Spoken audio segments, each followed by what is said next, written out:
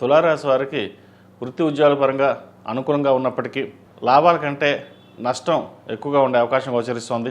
లాభాధిపతి అయిన రవి చతుర్థంలో ఉన్నారు. రాశ్యాధిపతి అష్టమాధిపతి అయిన శుక్రుడు పంచమంలో ఉన్నారు. పుణ్యక్షేత్రాన్ని సందర్శించడం, దైవదర్శనం చేసుకోవడం జరుగుతుంది. అదేవిధంగా వ్యాపారాన్ని కొత్త పదంలోకి నడిపించే ప్రయత్నం చేస్తారు.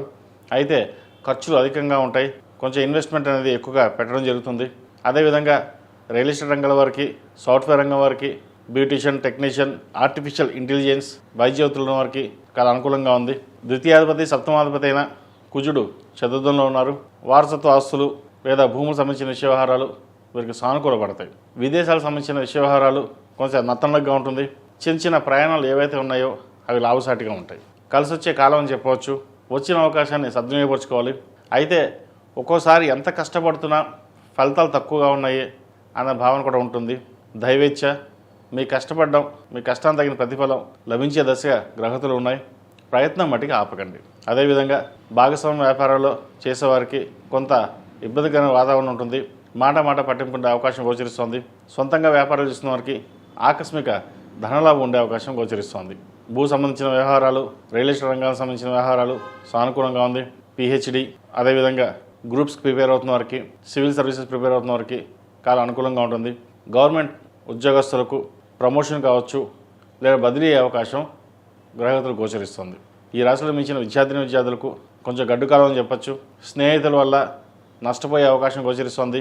అతిగా నమ్మిన స్నేహితులు మోసం చేయడం మనోవేదనకు గురవుతుంది. అందరికీ కాదండి, కొంతమంది మటుకే. ఈ విషయంలో చాలా జాగ్రత్త వహించడం చెప్పదగింది. చదువు మీద శ్రద్ధ తగ్గకుండా చూడాలి.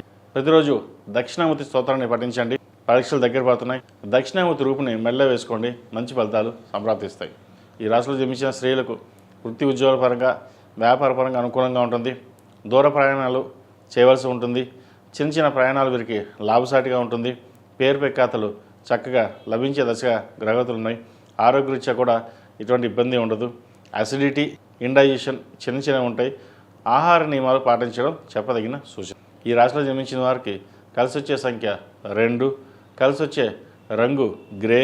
ఏదైనా పని మీద బయట వెళ్ళినప్పుడు శుక్రవారం కానీ బుధవారం కానీ వెళ్ళండి.